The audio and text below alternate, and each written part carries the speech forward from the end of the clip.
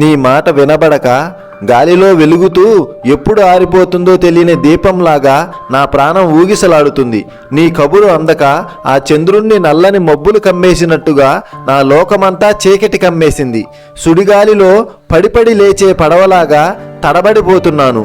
నీరు లేని చేపలాగా, తారలు లేని నింగిలాగా నువ్వు లేని నాలో జీవం లేకుండా పోయింది.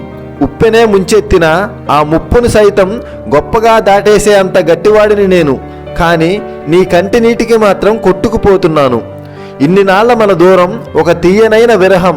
కానీ నీ గారపు మాటలు అందక ఇప్పుడు ఆ దూరం చేదుగా మారింది. నన్ను చాలా బాధ పెడుతుంది.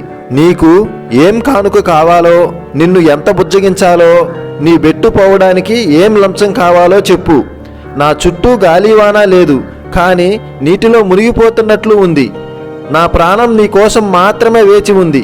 నా కోసం ఒక్క మాటైనా మాట్లాడు అని అన్నాను నేను. 2 రోజుల తరువాత ఆమె నా దగ్గరకు వచ్చి మాట్లాడింది. అలా ఒక ప్రేమ కథ సాగింది.